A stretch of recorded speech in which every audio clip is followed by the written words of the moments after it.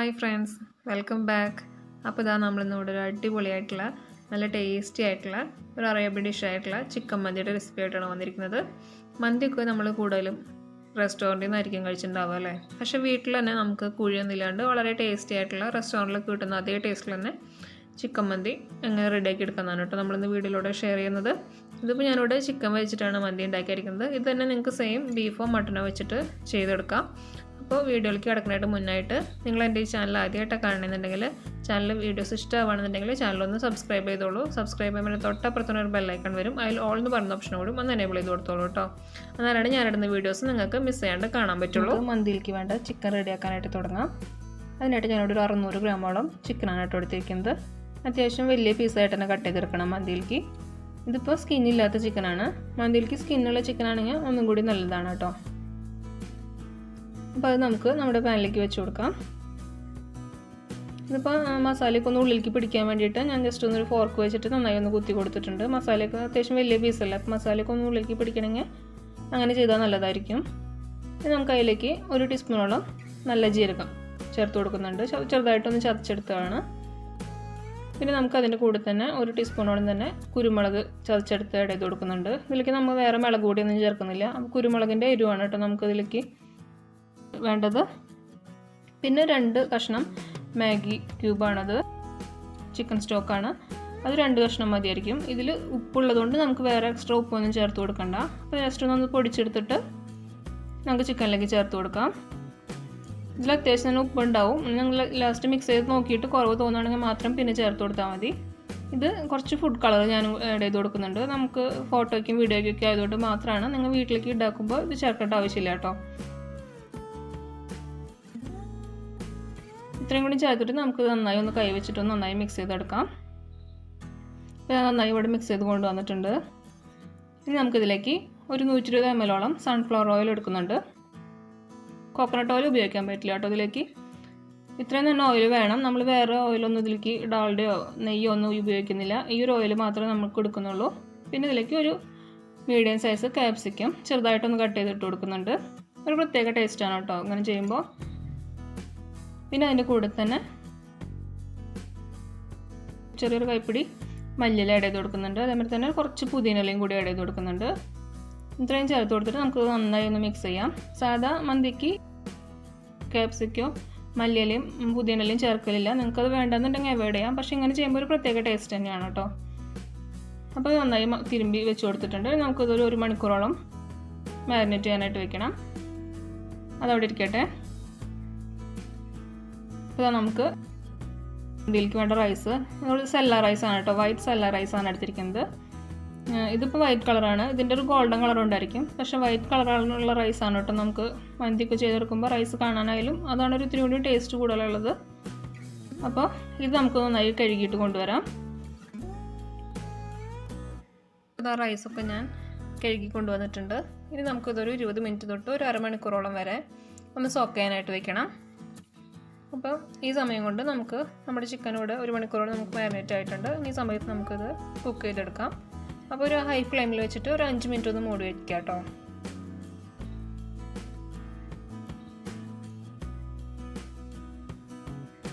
അപ്പോൾ ഇതോടെ ഒരു 5 മിനിറ്റ് കഴിഞ്ഞിട്ടുണ്ട്. നമുക്കൊന്ന് ജസ്റ്റ് ഒന്ന് തുറന്ന് നോക്കാം. നമുക്കൊന്ന് ജസ്റ്റ് ഒന്ന് മറിച്ചിട്ട് കൊടുക്കാം. മന്തിയുടെ ചിക്കൻ എന്ന് വെച്ച് കഴിഞ്ഞാൽ അത്യാവശ്യം നന്നായി തന്നെ ഒന്ന് വെന്ത് കിട്ടണം. അപ്പോൾ നമുക്കതൊരു ലോ ഫ്ലെയിമിൽ വെച്ചിട്ട് അങ്ങോട്ടും ഇങ്ങോട്ടും തിരിച്ചിട്ട് ഒരു അരമണിക്കൂറോളെങ്കിലും കുക്ക് ചെയ്തെടുക്കാം കേട്ടോ. ലോ ഫ്ലെയിമിൽ വെച്ചിട്ട് ഒരു അരമണിക്കൂറോളം കുക്ക് ചെയ്തെടുക്കണം. ഒന്ന് ജസ്റ്റ് ഒന്ന് കൂടി മൂടി വയ്ക്കാം.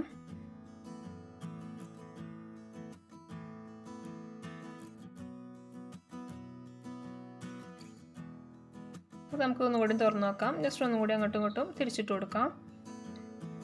അപ്പോൾ നമ്മുടെ ചിക്കനിലെ വെള്ളമൊക്കെ ഇറങ്ങി വന്നതാണ് കേട്ടോ. ഇത്രയും എണ്ണ നമ്മൾ ചേർത്തിട്ടില്ല.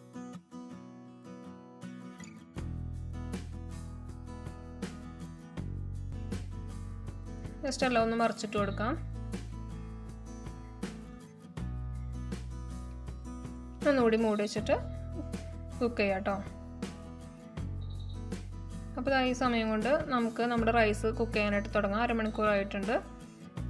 അപ്പോൾ നമുക്ക് ഞാൻ അവിടെ വെള്ളം നമ്മൾ റൈസ് ഊറ്റിയെടുക്കുകയാണ്. അതുകൊണ്ട് തന്നെ വെള്ളത്തിൻ്റെ അളവൊന്നും നോക്കുന്നില്ല. വെള്ളം ഒരു കുക്കറിലേക്ക് അത്യാവശ്യം വെള്ളം ഒഴിച്ച് കൊടുത്തിട്ടുണ്ട്. ഇനി അതിലേക്ക് കുറച്ച് കുരുമുളകും ഒരു 3 ഏലക്കായും ഒരു 5 ഗ്രാമ്പും കൂടി ചേർത്ത് കൊടുക്കുന്നുണ്ട്. പിന്നെ അതിൻ്റെ കൂടെ തന്നെ ഒരു ചെറിയൊരു കഷ്ണം തക്കോലം അത് ചേർത്ത് കൊടുക്കുന്നുണ്ട്. അതുപോലെ തന്നെ ഒരു ചെറിയൊരു കഷ്ണം പട്ട കറുവപ്പട്ടയും കൂടി ആഡ് ചെയ്ത് കൊടുക്കുന്നുണ്ട്.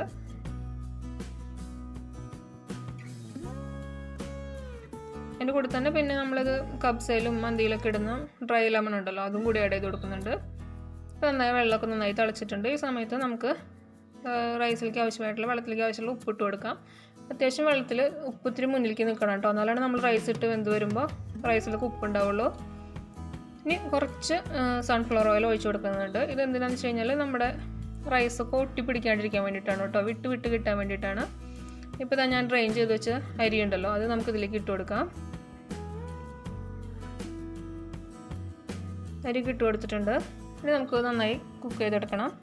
ഒരു 90% കുക്കായാൽ മതി. നമുക്കിത് എടുത്ത് കഴിഞ്ഞിട്ട് നമുക്ക് ദം ചെയ്യേണ്ടതല്ലേ. ഇതായ സമയത്ത് നമ്മുടെ ചിക്കൻ ഇവിടെ ഏകദേശം റെഡി ആയിട്ടുണ്ട്. അപ്പോൾ ഈ സമയത്ത് നമുക്ക് മുഴുവനായിട്ടുള്ള കുരുമുളക് ഒരു ടീസ്പൂണോടൊന്ന് ഇട്ട് കൊടുക്കാം. നമ്മൾക്ക് റൈസ് കഴിക്കുമ്പോൾ അതിൻ്റെ കൂടെ കടിക്കാൻ കിട്ടുമ്പോൾ ഒരു ടേസ്റ്റ് ഉണ്ടാവും. അപ്പോൾ അതിന് വേണ്ടിയിട്ടാണ് കേട്ടോ അങ്ങനെ ചേർത്ത് കൊടുക്കുന്നത്. അപ്പോൾ നമ്മുടെ ചിക്കനൊക്കെ ഏകദേശം റെഡി ആയിട്ടുണ്ട്. അപ്പോൾ നമുക്കിനി നമ്മുടെ റൈസ് എന്തായി നോക്കാം. ഇതാ റൈസും ഇവിടെ റെഡി ആയിട്ടുണ്ട്. ഈ ഒരു വേവ് മതി. അപ്പോൾ ഇതേ സമയത്ത് നമുക്ക് ഈ ചൂട്ടോട് കൂടി തന്നെ നമുക്ക് ഈ റൈസ് ചിക്കനിലേക്ക് ഇട്ട് കൊടുക്കാം കേട്ടോ. നൂറ്റിയിട്ട് റെഡിയാക്കി വെച്ചിരിക്കുന്ന ചിക്കൻ്റെ മീതേക്ക് നമുക്ക് ഈ റൈസ് ഇട്ട് കൊടുക്കാം. ചൂടാറിയിട്ടിടുമ്പോൾ നമുക്ക് ആ ചിക്കൻ്റെ ഫ്ലേവർ അതിലേക്ക് കിട്ടാനായിട്ട് ഇതായിരിക്കും. ഇങ്ങനെ ആകുമ്പോൾ പെട്ടെന്ന് ആ ഫ്ലേവറൊക്കെ നമ്മുടെ റൈസിലേക്കും കൂടി ഇറങ്ങാനായിട്ട് നല്ലതാണ്. നമ്മൾ എടുത്ത് വെച്ചിരിക്കുന്ന റൈസൊക്കെ നമുക്ക് ഇതിലേക്ക് ഊറ്റി വെച്ച് കൊടുക്കാം. അപ്പോൾ ഇത് ജസ്റ്റ് ഒരു കളറിന് വേണ്ടിയിട്ട് ഒരു 1/4 ടീസ്പൂണോളം മഞ്ഞൾപ്പൊടിയിൽ കുറച്ച് വെള്ളം കൂടി മിക്സ് ചെയ്തിട്ട് അതിലേക്ക് റൈസിലേക്ക് ഒഴിച്ച് കൊടുക്കുന്നുണ്ട്. നമ്മുടെ റൈസിനൊക്കെ ഒരു മഞ്ഞ കളർ കിട്ടാൻ വേണ്ടിയിട്ടാണ്. ഇനി നമ്മൾ ചിക്കൻ ഫ്രൈ ചെയ്തിരുന്നു കുറച്ച് എണ്ണ നീക്കി വെച്ചായിരുന്നു, അത് നമ്മൾ ഈ റൈസിൻ്റെ മീതിയായിട്ട് ഒഴിച്ച് കൊടുക്കുകയാണ് കേട്ടോ. അപ്പോൾ ഒരു പ്രത്യേക ഒരു ഫ്ലേവർ കിട്ടാൻ വേണ്ടിയിട്ടാണ് അങ്ങനെ ചെയ്യുന്നത്. പിന്നെ അതിൻ്റെ കൂടെ തന്നെ നമ്മൾ പച്ചമുളക് കുറച്ച് വെച്ച് കൊടുക്കുന്നുണ്ട്. അത് നമ്മുടെ റൈസിലേക്ക് എരിവ് കിട്ടാൻ വേണ്ടിയിട്ടല്ല, മറിച്ച് നമുക്ക് ആ ഒരു ഫ്ലേവർ കൂടി കിട്ടാൻ വേണ്ടിയിട്ടാണ്. ഒരു പ്രത്യേക ഫ്ലേവറാണ് അങ്ങനെ ചെയ്തെടുക്കുമ്പോൾ. അപ്പോൾ അതിന് വേണ്ടിയിട്ടാണ് കേട്ടോ നമ്മൾ ഈ പച്ചമുളക് അങ്ങനെ വെച്ച് കൊടുക്കുന്നത്. നമ്മൾ ദം ചെയ്യുന്നുണ്ടല്ലോ, അപ്പോൾ നമ്മുടെ പച്ചമുളകിൻ്റെ ഫ്ലേവറൊക്കെ ശരിക്കും റൈസിലേക്ക് ഇറങ്ങിക്കോളും. നമ്മുടെ ആ ലെമണും കൂടി വെച്ച് കൊടുക്കാം. ഇനി ഇതാണ് നമുക്ക് അടുത്തത് വേണ്ടത്. ഒരു പാത്രം വെച്ചിട്ട് അതിലേക്ക് ഞാനിവിടെ ചാർക്കോളാണ് എടുത്തിരിക്കുന്നത്. നിങ്ങളുടെ അടുത്ത് ഇപ്പോൾ ചാർക്കോൾ ഇല്ല എന്നുണ്ടെങ്കിൽ നമ്മുടെ കനലുണ്ടല്ലോ അതതിലും വെച്ച് കൊടുത്താൽ മതി. ഇനി അതിലേക്ക് കുറച്ച് ഓയിൽ ഒഴിച്ചു കൊടുക്കുകയാണ്. അതിൻ്റെ മീതിക്ക് നന്നായി ചൂടാക്കി ആ കനലിൻ്റെ മീതിക്ക് കുറച്ച് ഓയിൽ ഒഴിച്ചു ആ ഒരു പുക വരുമല്ലോ, അപ്പോൾ ആ സമയത്ത് തന്നെ നമ്മളതൊന്ന് അടച്ചു വെച്ച് കൊടുക്കണം. അപ്പോൾ നമ്മുടെ റൈസിലേക്കൊക്കെ ആ ഒരു സ്മെല്ല് കിട്ടാൻ വേണ്ടിയിട്ടാണ് അങ്ങനെ ചെയ്യുന്നത്. ഇത് നല്ല ടൈറ്റായിട്ട് അടച്ചു വെച്ചിട്ട് നമുക്കൊന്ന് ദം ചെയ്യണം. അപ്പോൾ ഒരു പഴയൊരു പാൻ അതിൻ്റെ അടിയിൽ വെച്ചിട്ട് അതിൻ്റെ മീതേക്ക് നമുക്കിത് വെച്ചിട്ട് ഒരു 10 മിനിറ്റ് തൊട്ട് 15 മിനിറ്റ് വരെ ഒന്ന് ദം ചെയ്തെടുക്കാം. ഇപ്പോൾ ഒരു 15 മിനിറ്റ് ഒക്കെ കഴിഞ്ഞിട്ടുണ്ട്. നമുക്കത് നമ്മുടെ പാത്രം നീക്കാം. നല്ലൊരു മണമൊക്കെ വരുന്നുണ്ട് കേട്ടോ. നമുക്ക് ഇതിൽ നിന്ന് മേലെ നിന്ന് റൈസ് ഒന്ന് എടുത്ത് നീക്കാം. അതിലേക്ക് ഇതിൽ നിന്ന്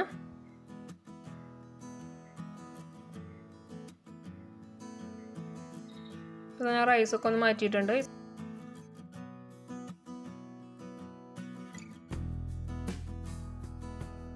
അപ്പോൾ ആ ചിക്കൻ ഒന്ന് മാറ്റാം.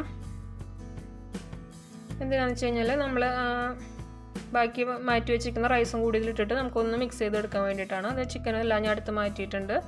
അപ്പോൾ നമ്മൾ ഈ ചിക്കൻ കുക്കായ ഓയിൽ അതിലുണ്ടല്ലോ, അപ്പോൾ അതും കൂടിയിട്ട് നമ്മുടെ ഈ റൈസിലേക്ക് ഒന്ന് മിക്സ് ചെയ്തെടുക്കാൻ വേണ്ടിയിട്ടാണ്. അപ്പോൾ ആ ചിക്കൻ്റെ ഫ്ലേവറും എല്ലാതും ആ റൈസിലുണ്ടായിരിക്കും. അങ്ങനെ മിക്സ് ചെയ്തെടുക്കുമ്പോൾ റൈസ് കഴിക്കാനാണ് തന്നെ നല്ലൊരു പ്രത്യേക ടേസ്റ്റാണ് കേട്ടോ. നമ്മുടെ ആ ചിക്കൻ്റെ ഫ്ലേവറൊക്കെ ആ എണ്ണയിലുള്ളതുകൊണ്ട് നല്ലൊരു ടേസ്റ്റാണ്. അപ്പോൾ ഇതാണ് നമ്മുടെ റൈസ് കൂടെ റെഡി ആയിട്ടുണ്ട്. എല്ലാം മിക്സ് ചെയ്ത് കൊടുത്തിട്ടുണ്ട്.